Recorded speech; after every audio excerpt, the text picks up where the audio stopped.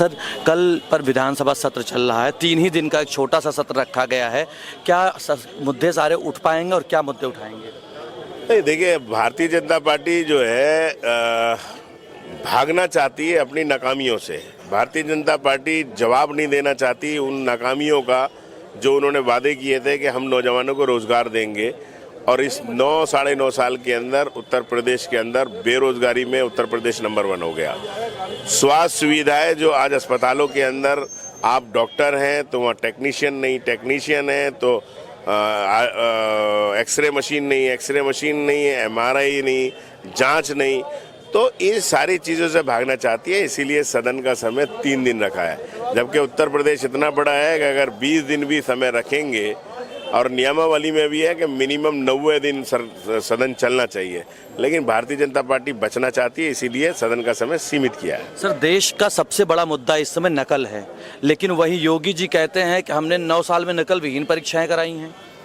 देखिए, ऐसा है, मैं क्या कह रहा हूँ, जब नकल विहीन परीक्षाएं हुई तो फिर जो नौकरी के लिए परीक्षाएं हुई उसके पेपर लीक क्यों हुए? इसका भी तो जवाब देना पड़ेगा। मैं पूरे 11 पेपर लीक हुए उत्तर प्रदेश के अंदर, तो इसका क्या मतलब हुआ कि सरकार पेपर लीक करा रही है? तो ये सरकार का एक प्रोपेगेंडा है।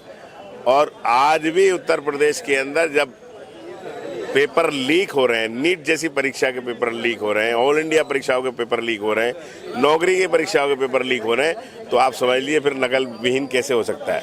सर, E20 पेट्रोल पर कोई बोलने के लिए तैयार नहीं है, और E20 पेट्रोल पर कहते हैं आप प्रूफ लाइए, आप जो आपका एवरेज डाउन हुआ, इंजन खराब हुआ, कहाँ से लाया जाए सर?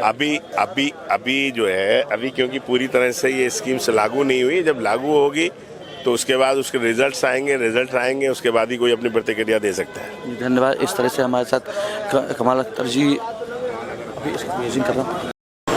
ये थे हमारे साथ कमाल अख्तर, समाजवादी पार्टी के विधायक। इनका कहना था कि सरकार जो है प्रश्नों से बचना चाहती है, प्रश्नों से भाग रही है, इसलिए ये इतना छोटा सत्र लाई है।